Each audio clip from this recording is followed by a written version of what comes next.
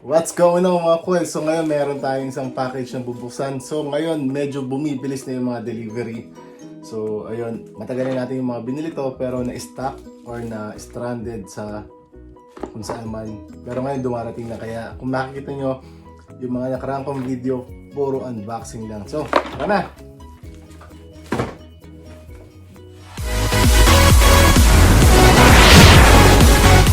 Welcome back mga kuys. So buksan na natin to. Ito na yung hinihintay natin isa pang package. So alin ba kaya to?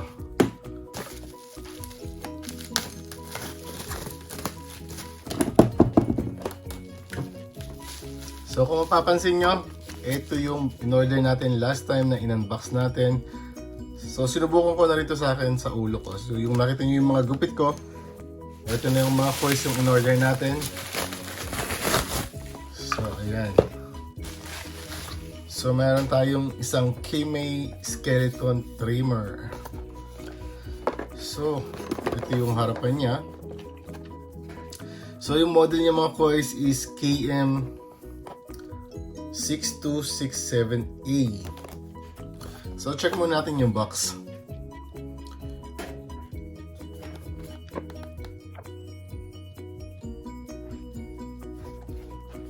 So ito mga kuys, kung makikita nyo, parang transparent pala to. Hindi ko napansin na transparent pala yung body niya. So tingnan natin. This is USB charging.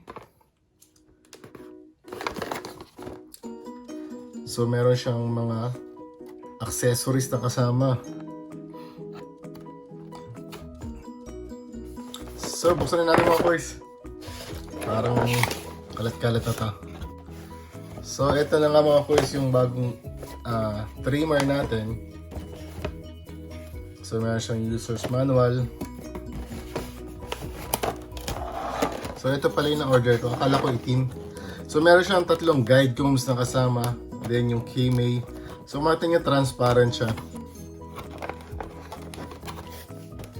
At maganda yung timbang niya. Hindi siya magaan. So para siyang neon plastic. Okay. So makita nyo mga boys, nakalagay dyan, power niya is 10 watts. So tingnan natin kung talagang malakas to. 10 watts. So 100 to 240 volts, 50-60 made in China. So again, the model is 6267A. So you have the power button here. So may light indicator, and this is the charging port. Okay. Ano to? Gas-gas. So this comes with a Twide blade. Okay. Yan yung blade niya.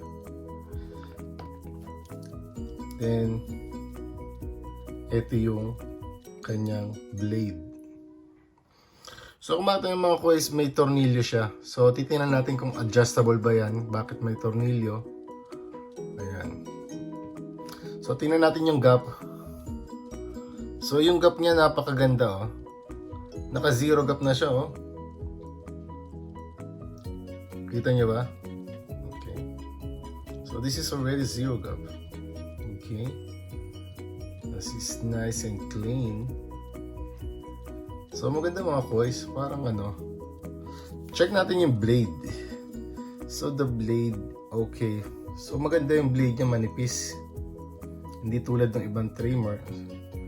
So feeling, tapos deep tooth din siya, ayan. So testingin natin to kung maganda ba siya, So testingin natin to mga boys kung maganda ba tumalab to. Pero first time muna natin magsa-sound check. So ano ba meron to? Bakit may?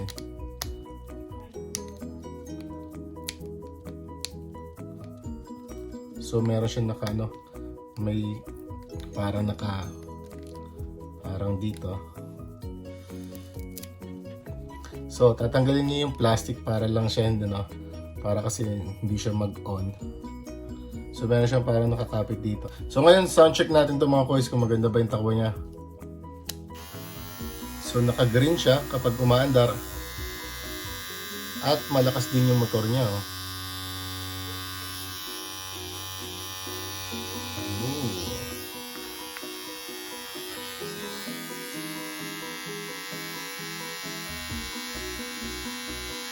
Kung balahibo ka sa kati-testing ito, baka matalas Lakas. Mararamdaman ko yung vibration niya.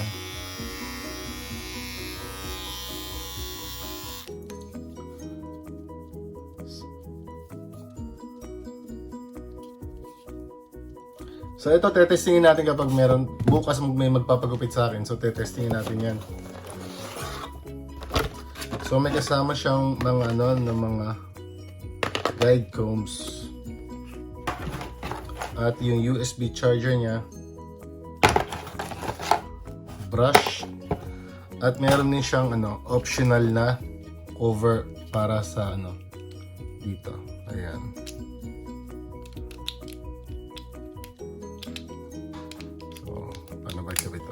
Okay. So meron siyang pang cover sa cam follower or sa rotor niya. So this one reminds me of VGR Trimmer. Let's check our VGR Trimmer. So this is the VGR Trimmer. This comes without logo. Let's check the blade. So the blade, so they have the same blade. So parehas yung blade niya mga koys. Pero kung check nyo yung blade ng VGR and comparing VGR to Kemei side by side, so Kemei has thinner blade. Okay. See? So mas manipis yung blade ng Kemei. So para sa akin, pag nipis ng blade is pag talim or pagtalab sa pagkakagupit.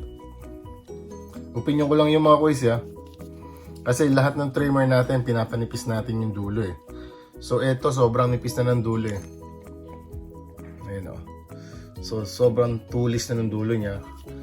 Kumpara mo dito sa VGR, medyo mataba yung blade niya. Pero na-modify na natin yan. Ayan nakita niyo ba yung dulo niyan? So kaskas na yan.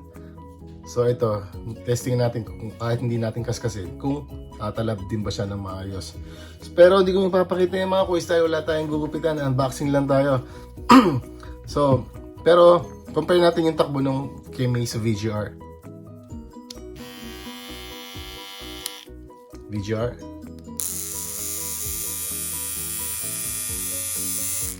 So medyo maingay yung VGR dahil din sa modification natin, dahil din sa ito yung maingay dyan, yung spring. So may cam follower.